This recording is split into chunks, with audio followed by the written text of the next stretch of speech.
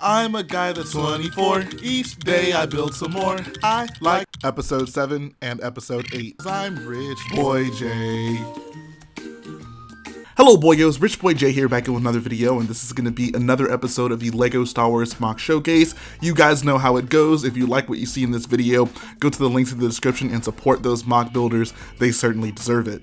The first build we're going to look at today is titled Jedi Track on Corellia. It is basically an Order 66 MOC, and I love these Order 66 MOCs. I feel there are so many creative things you can do with them, and I think this is everything I like about those types of builds. You know, if you want to do a little vignette with it, that's cool. You want to do a giant MOC with it, that's cool as well. The one thing I love about this MOC that stuck out to me initially is the fact that the color scheme is kind of split down the middle with this wall right here. There are these slopes that are basically the complementary pairs, right? The inverted and normal versions of the slopes here to represent this crack in the wall. If you look over to the left, you'll notice a clone trooper making his way down into what we could assume is probably some sort of sewer on Corellia, and that explains why it's kind of decrepit like this. But I think the builder did such a good job at portraying that. Like I said, the crack in the wall looks really good. Layering the plates on the wall as well looks good because the studs just adds a bit more texture to the wall, makes it look more broken apart. And then even on the right side, we can see that more of the wall is actually being broken down, and it's exposing some, I think, medium nougat elements under it. So that's pretty cool. I like that. Just nice creative usage of parts there. Speaking of the crack in the wall, we can see that it actually makes its way down to the floor of the build. And once again, there's plates layered on top of tiles to just give, you know, a bit more texture to the build, which I think looks really nice. I think the greebling all around, like the bottom of the MOC as well as the sides of the MOC, also looks good. Those new roller coaster pieces, the track pieces in light bluish gray, are just such a nice piece in Star Wars. I've seen people use that really cleverly in Star Wars, and I like it. I love that LEGO introduced that piece not too long ago. The next photo gives us a different point of view of this build, and we can see Vader is basically approaching what appears to be a Jedi, and someone else could possibly be another Jedi. But I love this look. This is what you think of, right? You think of the Jedi as looking for places to hide, and the Empire, along with, you know, 501st troops at the time, trying to hunt them down. And I think that is just incredible. The minifigure placement on this build is really cool. And at this point, since we don't have the 501st battle pack yet, it's still a very special thing to see this many 501st troops in one MOC. So I think that's really nice as well. Unfortunately, I wasn't able to find another photo of basically the back side of this build on his Flickr, but from what I can see, I love the design he's come up with for like the guardrail. I love how he's using those flick fire missiles with like the bigger robot arms, and even those trans blue pieces on top of the jumper. Like, that's just a really cool looking assembly, and I mean, I've never seen anyone make a like a guardrail like that, so I think that looks really good as well. One other cool thing just with the design on this build is how the roof section is angled. I think he could have easily just had the roof be a flat portion, but he didn't. Like, the angle here, I think, makes the MOC so much more interesting, and the fact that there's like that little door that's on the angled part that the clones appear to be coming through just adds a lot to the MOC. I really do like that. This next MOC is by Simon Wild. It's titled Kashyyyk Treetop Base, and I love how smooth and clean this entire build looks. Oftentimes when people try to attempt any type of tree in LEGO, it can look choppy if you have, you know, studs exposed to the side. Trees are just so organic and don't translate very straightforwardly into LEGO, but this builder has done a fantastic job at doing basically a subsection of one of the giant trees we see on Kashyyyk. Obviously, this is not the full tree. The full Kashyyyk trees are insane, but he's done basically a branch of it, which is still pretty sweet because you can actually have Wookiees standing on it. First thing my eyes are drawn to is this little base that they're standing on. I love these dark tan fender pieces with the 8x8. I think that's like a dark, or it's either orange or dark orange dish basically put upside down into it. That just makes a very visually appealing pattern to the eye, and I don't know, those colors are just unique colors for a Star Wars build, so I think those look really nice. In terms of the actual tree build, there's just so much going on, and honestly this build is so complex, I would have so much trouble trying to explain to you what I think he's or how I think he's achieving a lot of these techniques. So I'll be somewhat general here. I think he's using a lot of bigger panel type pieces and wedge type pieces to get a lot of these smooth shapes going around the tree, and that's what really makes this build work. Like I said, like this could have been a very choppy looking build, you know, trying to get a tree branch built in Lego, especially at this size, but a lot of these bigger, smoother pieces in reddish brown actually work really well for this build. I also love the variety of foliage that are kind of thrown around on various sides of the build. It's primarily dark green, which I think is correct. The leaves on Kashyyyk look mostly dark green, but there's even some olive green leaves thrown in there as well, and even a dark orange leaf. Like that's just nice. It's just a little splash of color into the build. I like when builders do things like that. One thing I notice a lot in these build series when people are building trees or anything in like forest areas are the usage of whips on the trees, and this build is no different. We can see towards the bottom 2 different whips used to just kind of give like a vine aesthetic to the build, which is nice. I ultimately just feel this is a very inspiring build. Like you see just this small subsection and you'll imagine, man, what would it be like if this builder continued this and made anything close to a full-size Kashyyyk tree with these build techniques, with this design. That would just be absolutely incredible. As someone who would just like to build Kashyyyk sometime down the line, just looking at this, this kind of opens my perception of, you know, what I might do for a Kashyyyk build moving forward. There are so many interesting angles in this build, and I would love to try to achieve something like that if I were building a large Kashyyyk tree. This next build is a render of something I think is pretty awesome. It's a Star Wars supermarket. How cool is that? This is built by TeddytheSpoons on Flickr, and I love the concept of this. I love when people build things that we ordinary people would use in day-to-day life, but add a Star Wars twist to it, and I think this person has just executed this so nicely. You will notice the usage of a lot of trans blue elements across this build, which makes sense for Star Wars, and we'll notice a lot of times in Star Wars, a lot of like glass elements can be replaced with like a trans blue shield or hologram type of aesthetic, so I think that fits right in line with this build. I think the builder did a solid job on these little like checkout counter assemblies. They look so clean, so smooth. I love the usage of these fender pieces basically placed on their sides to be like where the people, the attendants, are actually sitting in. I also appreciate the fact that there's a person working in one and 2 droids working in the other. It's nice to see that even in the Star Wars universe, they haven't completely made human jobs obsolete. Moving over closer to the middle of the MOC, we get a look at the shelves, and once again, this just screams Star Wars. This has such a Star Wars aesthetic. Those trans blue elements placed in the middle of the shelves look really good. I love all the items that are basically hanging from these bars. I don't know what any of these things might be, but it looks cool. It looks like it belongs in some sort of supermarket, and it works for Star Wars.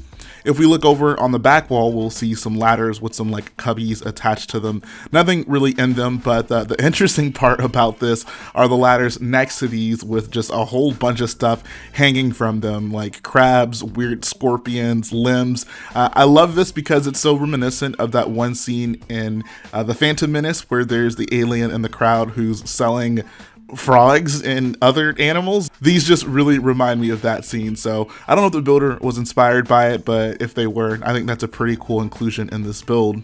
Over to the top left side of the build, we actually see some stormtrooper and an Imperial officer coming in. I mean, and that's pretty much the story of Star Wars, right? Like day-to-day life is so heavily affected by the Empire, and they're always meddling in people's affairs. That kind of sucks. The builder also did some pretty cool snot work on the wall of the build. We can see over to the left side there are some symbols. I can't make them out. They might be Arabish. They might be just the logo of the store, but he uses trans yellow and trans orange elements elements built into the wall at all sorts of cool angles to put some lettering and or even just some detail into the wall, which is pretty nice. One last thing I did want to say is I think his basket design looks pretty interesting. I love that it's like a Star Wars-y type basket, right? There are no wheels on it, and there's even like a little computer panel on the back side of it. When it comes to builds that I do, I typically am hardcore, like I'm gonna build something strictly that I've seen. That's just kind of my style of building.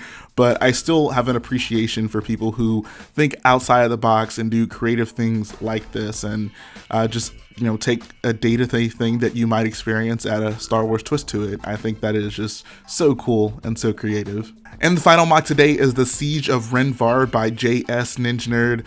Oh my god, this is incredible. Where do I even begin?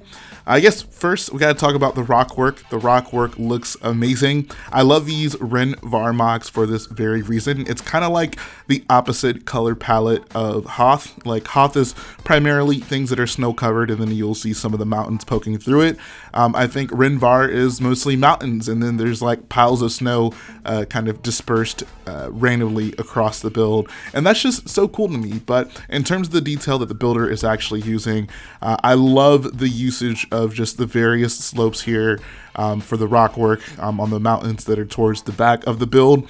One cool technique, and I love when people do this, when they use different pieces to kind of differentiate the snow from the mountains. You see a lot of the mountains are comprised of larger, more jagged slopes, as opposed to the snow, which is mostly smaller pieces and even some curved slopes thrown in there to just really give you a sense of the smoothness of the snow versus the jaggedness of the rocks that they're on. And that's awesome. I love when builders can achieve that, and this guy has just done it pretty flawlessly. Like, this rock work is top notch. Like, it really just does not get much better than this in terms of rock work. He has also seamlessly integrated the architecture of the build into the rock work here, and there's some pretty cool designs and techniques that he's using for it. I like the usage of these masonry bricks. There's even some like headlight bricks placed on their side, so there's the stud sticking out.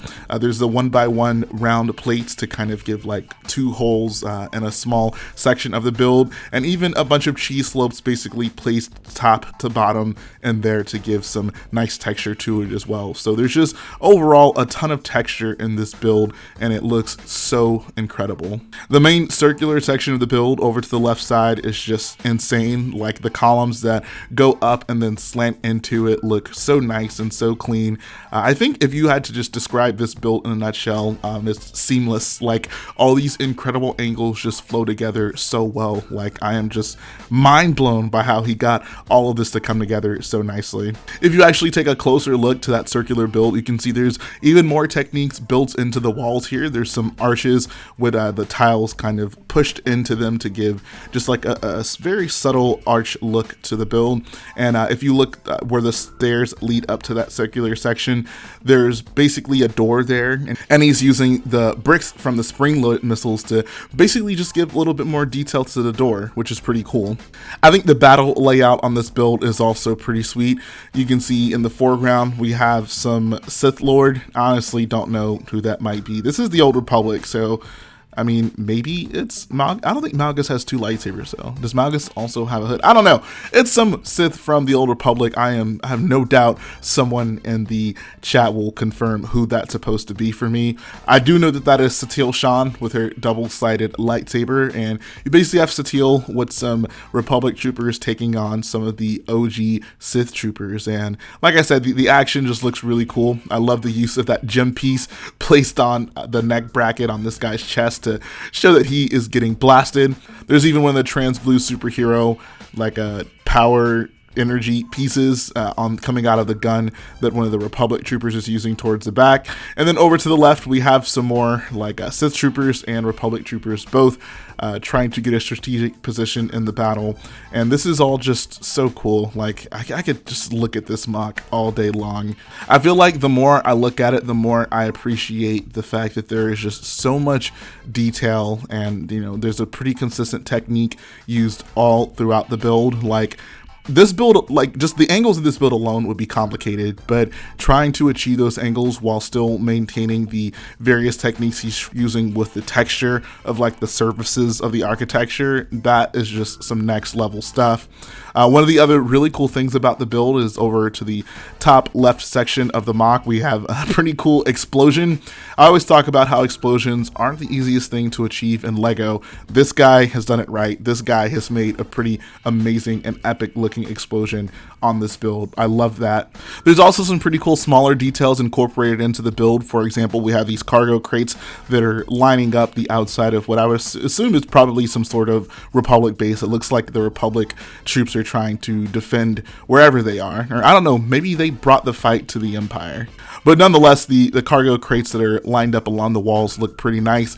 You also will notice another door towards the back wall of the build, and there's even some trans red elements in it, which is pretty nice. I love this build so much because you look at what he's trying to do and the techniques that he's using to achieve the design of this thing, and it's not really apparent that it could be improved. Like, I look at it and there's really nothing about this build that I think could be changed for this thing to be better. Like, this builder pretty much did everything very great to spectacularly in this build, and I think that just is a testament to a really talented builder. I feel like whenever I feature JES Ninja Nerds builds on this series, I have such nice things to say about them, and I love that this guy is a builder in the community, because this is LEGO eye candy, to say the least. So wonderful job with this build, man.